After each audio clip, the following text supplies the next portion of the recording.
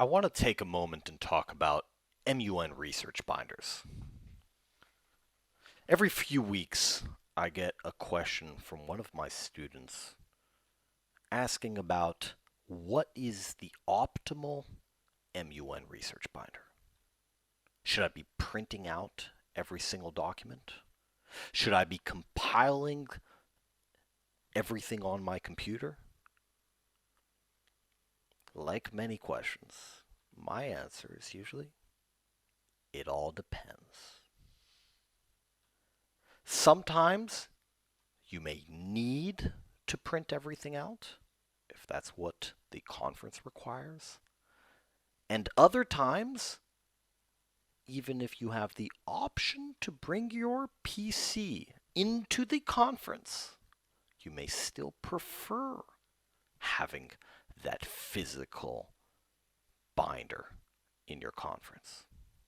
So let's take a short look at the differences between physical and digital research binders. So let's take a look at the physical binder. As I mentioned earlier, some conferences ban PCs and or ban the internet or use of the internet and say all information needs to be compiled before the conference. In those cases, you're required to bring your research binder in a physical form. Of course, when I say required, doesn't mean the conference is actually going to look into it. It's unlike the position papers, which it's a requirement in order to get into the conference. But if you don't bring a research binder, then essentially what you're doing in such a conference that will not allow PCs, what you're doing is you're showing to your other delegates that you believe that you know all.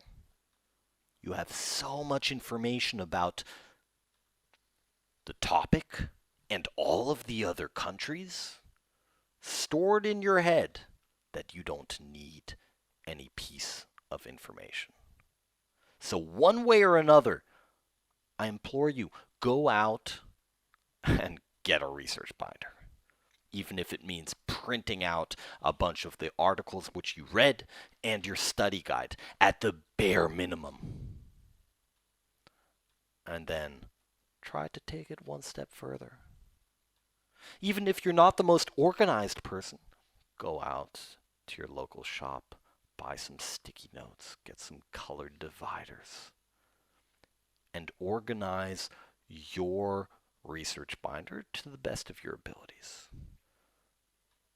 1 hour of proper organization will pay back tenfold or 100-fold during the course of your conference.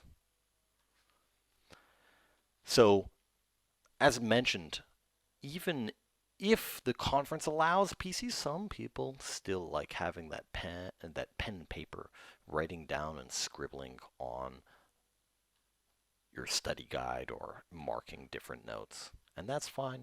You can use your physical research binder. If you're going to go digital,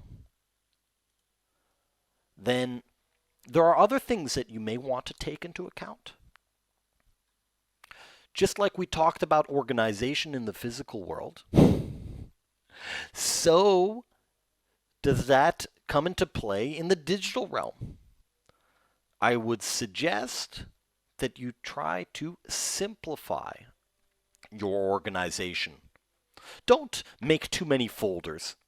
Don't make a folder for research and then plop in 50 different research articles that you found interesting. And then a folder for study guides and maybe related study guides that you found on the internets. All that's going to do is confuse you. You may want to read it at home in order to get another perspective on the topic. But when you come to your conference, If you're going the digital route and you've got your computer, then I'd suggest keeping it simple, 3 to 5 files. Use a table of contents in your Word document. And in this case, I'd make sure I have my study guide. I've got my research file.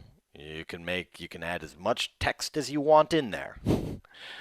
But adding it to one file will give you the ability to easily search for a certain keyword within that file. And then another last document for other resources. You found another website which you think might be interesting, that you may want to delve into a little bit more. Having all of this information in one place will really help you during the course of your conference. But the main thing that I want to bring across is no matter if your research binder is physical or digital, always have a research binder. Your conference might not require you to bring one, but on that same note, if you're taking MUN seriously, then go that extra little mile and really set yourself up to succeed during the course of your conference. If you want more information on what should you actually have in your research binder, then we've got a link below with a more in-depth guide of what elements, what are those 8 pieces or of information that are critical for you to have in your research binder in order to lay the foundation for the information you might need. Thanks.